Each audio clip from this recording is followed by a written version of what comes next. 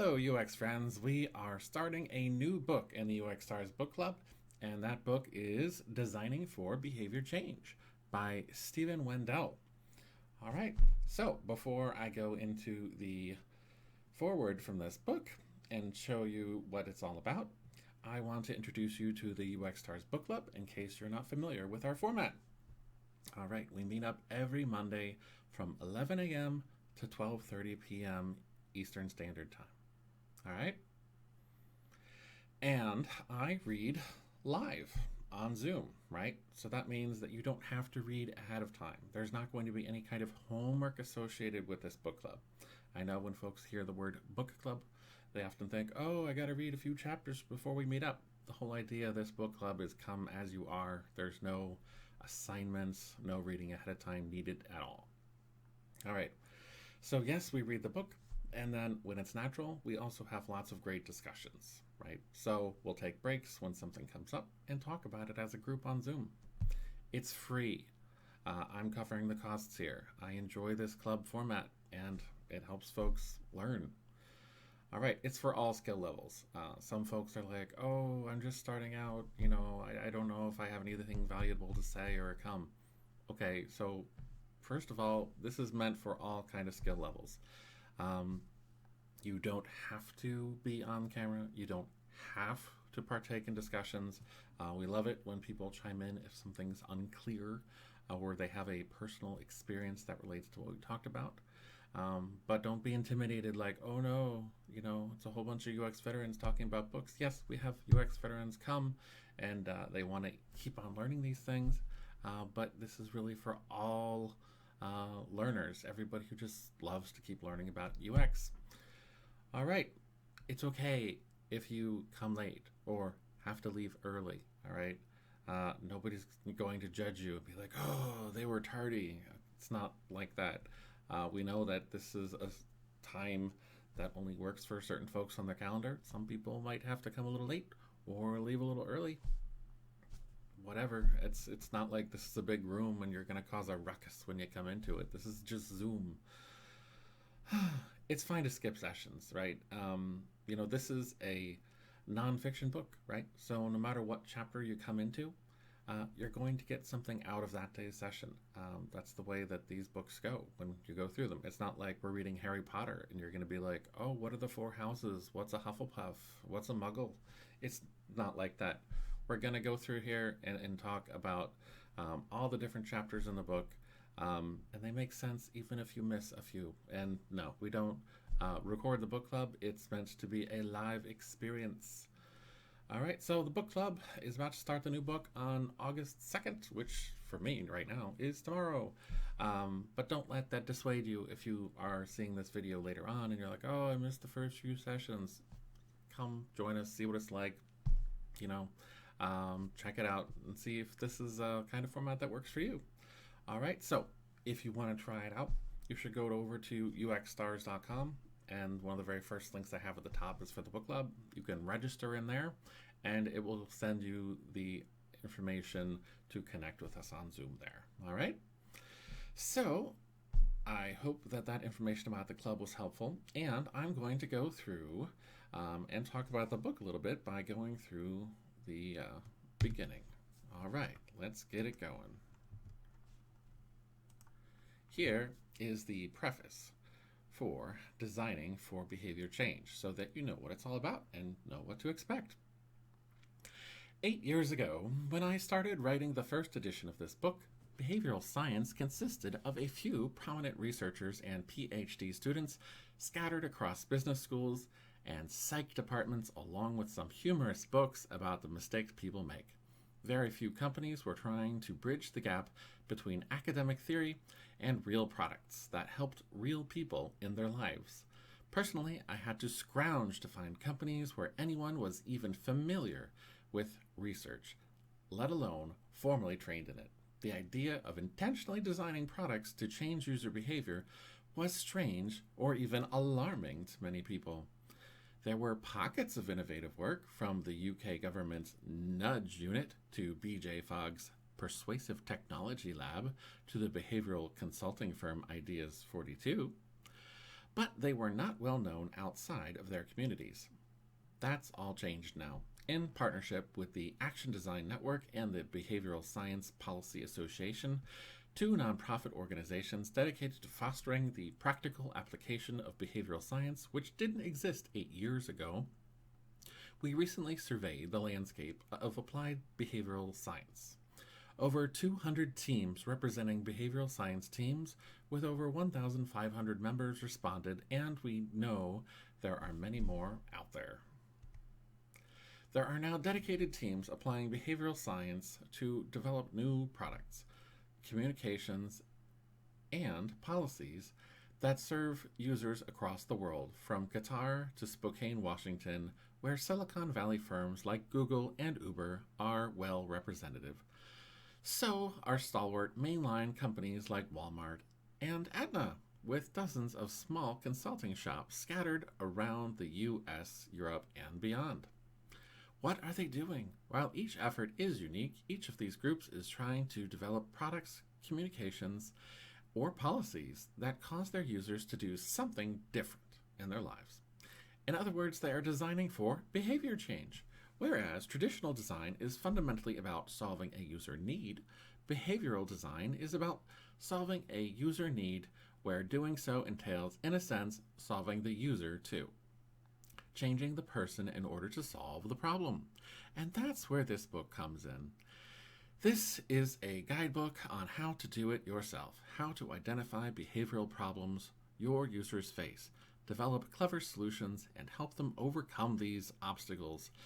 Iteratively learn from the process, build a team that does this, and make it successful in an organization.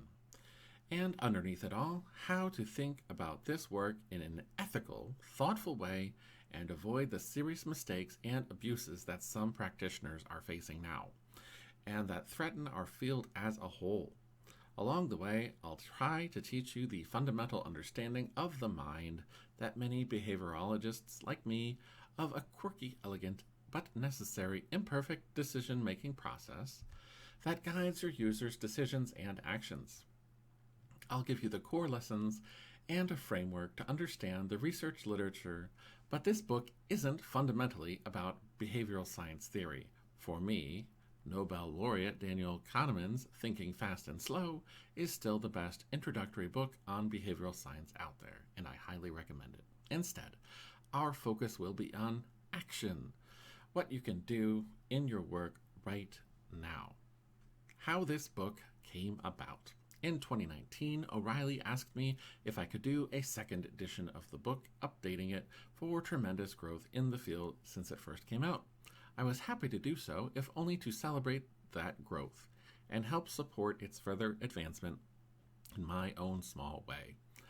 The ideas and processes I discuss here come foremost from my own experience working in this field for over the 11 years. First at the personal finance company Hello Wallet, and now at the investment research company Morningstar. It is enriched in our countless conversations with other practitioners in the field, those with existing teams, and those just seeking to enter the field. I'm particularly grateful to the Action Design Network, the nonprofit organization that I helped start in 2013, which has grown far beyond my dreams and certainly my intentions, with events all across North America on applied science, behavioral science.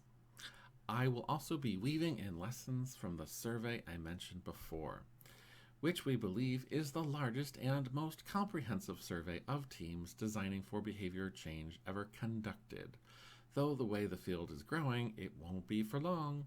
Personally, I started doing applied behavioral science while completing my PhD and working for Hello Wallet. Hello Wallet began, as many startups do, sorry, my dog, of course, halfway through the recording.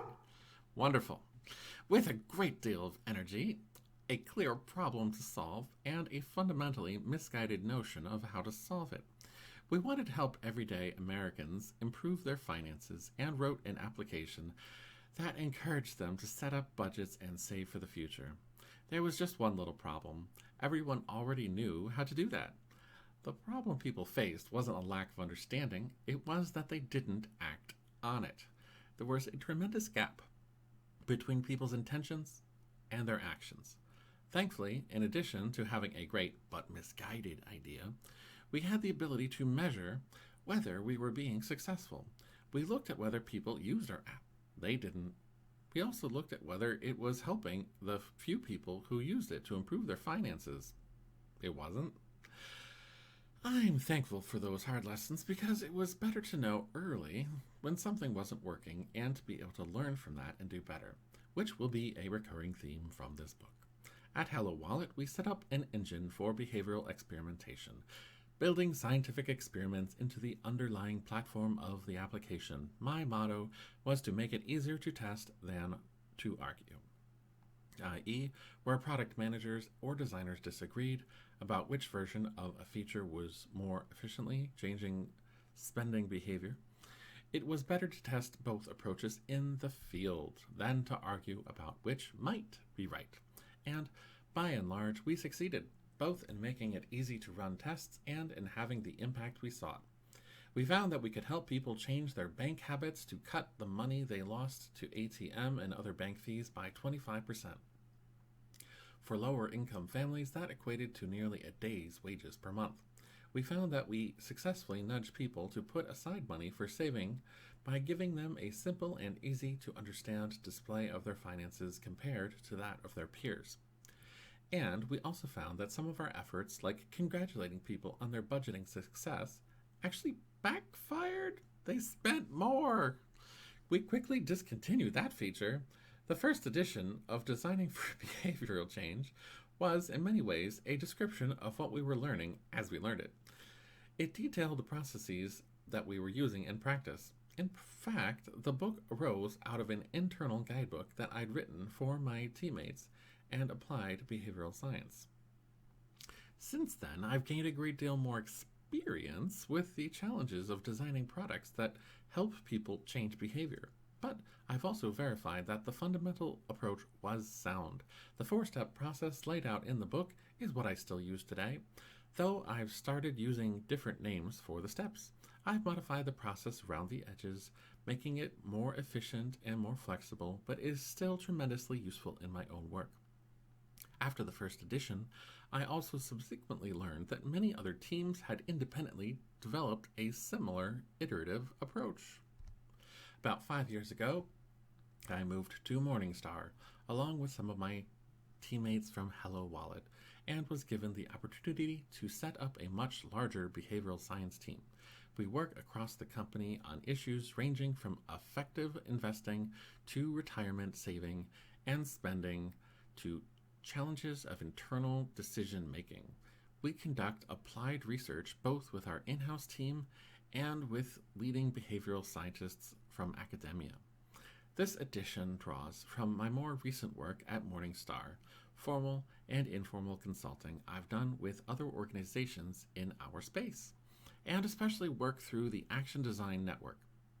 The Action Design Network has grown from our initially monthly meetup in DC to a broad base of volunteers organizing events across 15 North America cities. Through it, I was able to learn the challenges from many other teams, the approaches they use, and their solutions. In this new edition of the book, I've sought to bring together these diverse teams of insight to a coherent guidebook for practitioners to help you learn the best of our knowledge in the field so that you can design your own products to more effectively help users change their own behavior. Who this book is for? As you can probably tell by now, this book is aimed at practitioners, the people who design and build products or communications with specific behavioral goals. Teams that design for behavior change should generally include the following roles, and individuals in each of these roles will find practical how-to instructions in this book. Interaction designers, information architects, user researchers, human factors experts, human-computer interaction practitioners, and other UX folks. Product managers, product owners, and project managers. Marketing and communications professionals. Behavioral scientists, including behavioral economists, psychologists, and judgment and decision-making experts. interested in products and communications that apply the research and literature. The person doing the work of designing for behavior change could be any one of these people. At Morningstar, we have each of these roles. But most of my team is composed of behavioral researchers. This work can be, and often is, done wonderfully by UX folks. They are closest to the look and feel of the product and have its success directly in their hands. This approach enriches their current practice by adding an extra theoretical layer to design hypotheses and tests. Product owners and managers are also well positioned to seamlessly integrate the skills of designing for behavior change to make their products effective. Finally, there are other behavioral scientists, like me, working in applied product development and consulting at organizations like Ideas 42 and the Center for Advanced Hindsight. So, the people designing for behavior change probably wear other hats as well. In addition, this book is for entrepreneurs and managers. If you've ever read Nudge, Blink, or Predictably Irrational, and wondered how you could apply them to your own product and users, read on. While the book is about helping users take action in their lives, that doesn't mean that designing for behavioral change is incompatible with for-profit business. Businesses make a profit. That's how they exist. So you'll find suggestions for building a successful business model on voluntary behavior change. If, in addition to making a profit, you are helping your users take action and change their behavior, this book can help you do it. Nonprofit entities and some government agencies often explicitly focus on helping users change their behavior. Designing for behavior change can help. For example, the UK's Behavioral Insights team is widely applying behavioral research to public policy and services around the world. Where relevant, I'll note parts that are particularly important for non-governmental organizations, NGOs, and government agencies. Because it's more compact to write, I'll refer primarily to companies here. In almost all cases, I really mean companies, organizations, and relevant government agencies. Finally, my expertise is software development, so I'll use the terminology that I use in my day-to-day life: applications, software, and programs. You don't need to be in software development to find this relevant to you. In fact, some of the most innovative work in persuasive design, one of the fields that this book draws inspiration from, is in the design of everyday objects. As you apply designing for behavior change to your work, whether in software or beyond, I'd love to talk with you and share notes. You can reach me here at this email address. Combining research, data, and product expertise. One of the book's recurring themes is that understanding how the mind works is not enough to build behaviorally effective products. In addition to behavioral science research, we need two sets of skills to support the process. First, we need to plan for data analysis, both qualitative and quantitative, and for refinement in iteration based on that data. That means adding metrics to the application and conducting user research to understand individual behavior, analyzing that data, and making improvements over time based on it. Second, we need to build products that people actually enjoy using. I know it sounds obvious, but it's something that's often forgotten as we build products designed to educate, motivate, and otherwise help our users.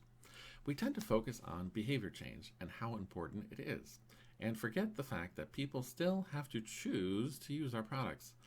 Users avoid boring, frustrating, ugly applications, so we should remember the lessons of good product design, from identifying user needs and frustrations to designing an intuitive, beautiful user interface.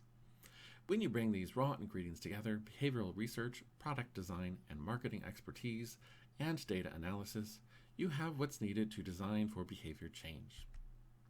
All right, we have a Venn diagram here of behavioral economics and psychology, qualitative, quantitative data analysis, and product communications development, all combining for designing for behavior change. What you need to know to benefit from this book. This book gives you enough knowledge in each of these three areas to get oriented to start working on concrete products and communications. It covers most of the behavioral research you'll need to finish the products as well. But at some point along the way, you'll need people who are experts in qualitative and quantitative data in the product design. Chapter 17 provides a detailed look at the skills required for a team that designs for behavior change, including where you can find or develop them. If you are an expert in one of these areas, all the better. The book will show you how designing for behavior change builds upon and complements your existing expertise. You'll find how to leverage your existing skills to play a leading role in the development of behaviorally effective products and communications within your organization. What types of behaviors can this help with? The techniques I'll talk about here assume that the product will support an action that people aspire to but have difficulty undertaking. Learning a language, sticking to a diet, meeting new people. This may seem like it applies only to a narrow set of products, but I found that there are two big groups of behaviors that fit these criteria. Behaviors that users want to change within their daily lives, or behaviors within the product itself that are part of using the product effectively. Or, from the perspective of the company making the product, behavior change is either the core value of the product for users or required for users to extract the value of the product. In the first case, users have some behavioral problem in their daily lives and buy the product to help them with it. In the second case, users have some other need that the product solves, but they must adapt and change their behavior in order for the product to deliver on that promise. The first case includes controlling diabetes, paying off credit card debts, getting back in shape, getting involved in their communities. Often these behaviors relate to big picture social issues like health and wellness. When we design products that support these behaviors, we help the individual and impact our society at the same time. Oracle's utilities, OPower, and Google's Nest, for example, are products that help individuals decrease individual energy usage, saving people money and helping the environment at the same time. Other products that change behavior in this way are Fitbit for exercise or Weight Watchers for diet. As I send this book off for final production, the coronavirus COVID-19 is spreading across the globe. We've seen a rapid mobilization in the healthcare community, including work by behavioral scientists to help promote social distancing and hand-washing behavior. Researchers are mounting large-scale, rapid turnaround studies to test techniques to keep people safe by applying behavioral science to the design of communications and products. It's an impressive display of the power of behavioral science to help people take action that's in the best interest of the individual and society as a whole. The second type of behavioral change is far more mundane. Individuals often seek to change behavior as a means to an end. Let's say that a user wants to learn a new language and gets a software package to help do it. Simply learning how to effectively use the software can take some substantial changes in behavior within the product. Building new habits to log in daily and practice the language, overcoming fears about looking foolish while doing it, and so on. The user wants to take an action, learning the language, but struggles. A well-designed product can help the user make those personal adjustments. This second type of the product that's required is much broader than the first. It covers the sweep of voluntary changes and behavior that people might make to benefit from products they've already chosen to use. It touches upon a huge swath of the consumer product space, from Yelp to Square to Rosetta Stone. Some examples of actions that occur within software products that one might try to improve are organizing email contacts, drawing decent flowcharts, formatting documents. As with many other behavioral scientists and designers, I believe that no design is neutral. Anything we design that interacts with other people, communications, products, services, etc., has an impact on their behavior and ultimately their lives and outcomes. Here we talk about how to make that process intentional and hopefully beneficial. For both types of behavior change, the goal is to develop products that help users take action and to deliver the value that the company offers. This voluntary, transparent support for behavior change helps companies be successful as well. What this book is not about. All right, and this is one of the reasons I was initially skeptical of this book, but I was relieved to find out that it says, if you're looking for a book on how to make people do something you want them to do, even if they don't want to do it, you're in the wrong place. I'm not necessarily judging your motives or aims. I just can't help you much. In particular, this book is not designed to help with persuasion. There are many ethical and thoughtful uses of persuasion, and we all seek to persuade each other in our daily lives. While there are many similarities with designing for voluntary behavior change, other issues arise, such as educating users about a product, building a convincing argument, rhetorical delivery, building rapport over time. We won't cover them here. The topic of voluntary behavior change is big enough as it is. In addition, this book isn't intended to help with trickery and coercion for both practical and ethical reasons. Sadly, there are many companies trying to do just that, and it's dangerous for our field, and of course the users. I'll delve into the details of what's happening across our industry and how we're starting to face well-deserved backlash from both government regulators and thoughtful technologists in Chapter 4, the chapters ahead.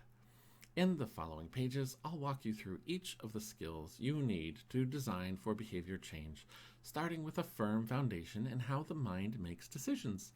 Then I show each step that's required to develop a new product, moving from discovery to design to implementation and refinement. I introduce each concept where it's needed. In Part 3, I'll step back and give some additional information on the scope of the industry and where the jobs are, how to build a behavioral team at your organization, and likely problems you'll face along the way. That's it. However, if you're looking for a more formal chapter outline, here you go.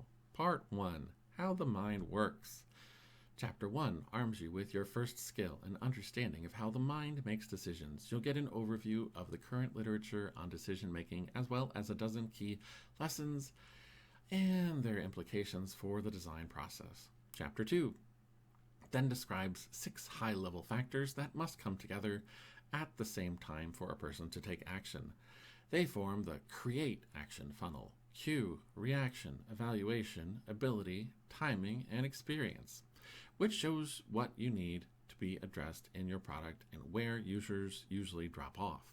Chapter 3 looks at the reverse problem: how to help your users stop unwanted habits or improve poor decisions. Chapter 4 delves into detail about the ethical challenges facing the field, how too many practitioners have used these techniques to manipulate users into buying or overusing their products, how we're fooling ourselves if we think we wouldn't do the same under the right or wrong conditions, and how we can tackle these problems head on. Part 2, A Blueprint for Behavior Change. Chapter 5 introduces you to the larger process of designing for behavior change, how your new knowledge about the mind can be used in practice. Using the acronym DECIDE, define the problem, explore the context, craft the intervention, implement within the product, determine its impact, and evaluate next steps.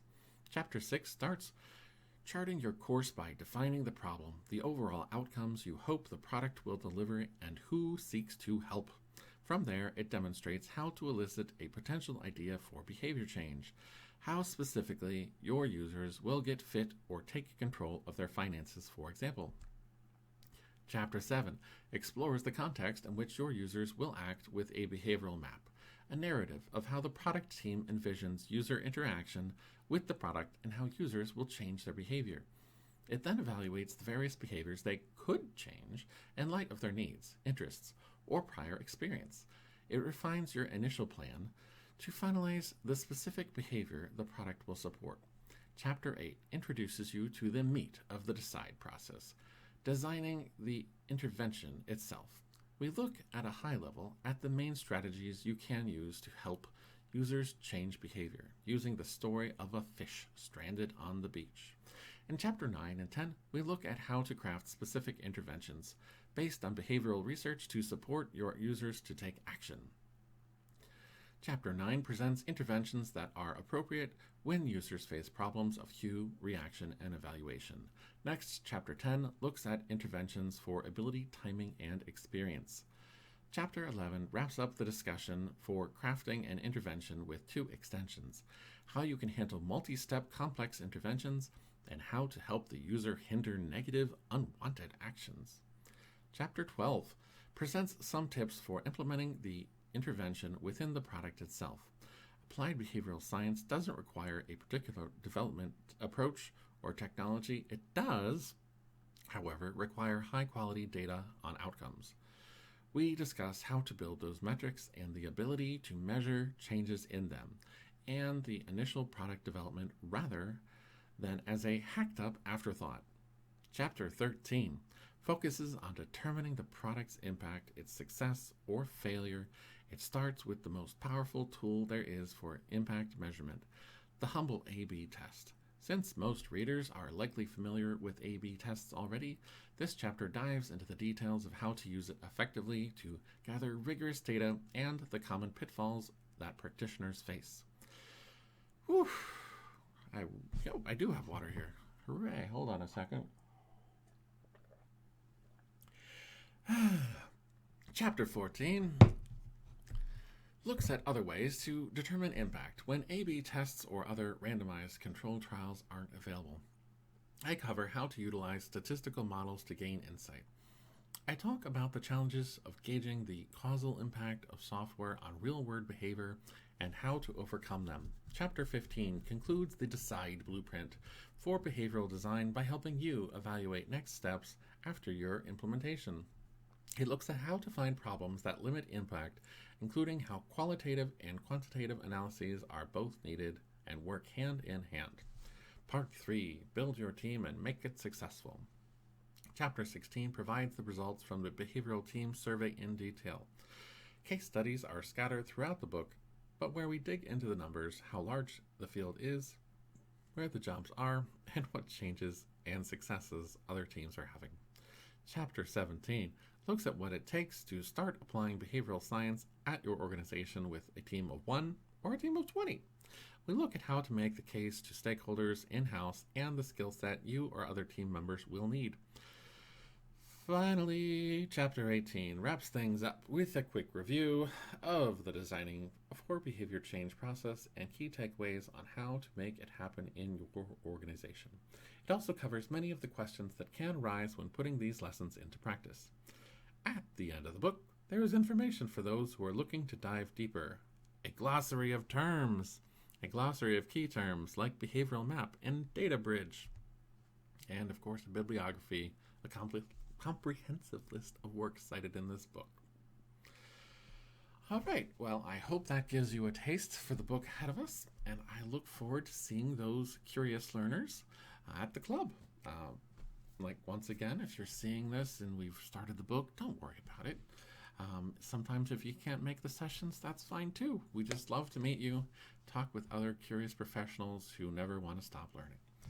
All right, make sure to go to uxstars.com. Near the top of it is a section about the UX Stars Book Club. And there you can go ahead, register for the book club, and you'll get all the information you need to join us on Zoom on Mondays. All right, see you then. Bye.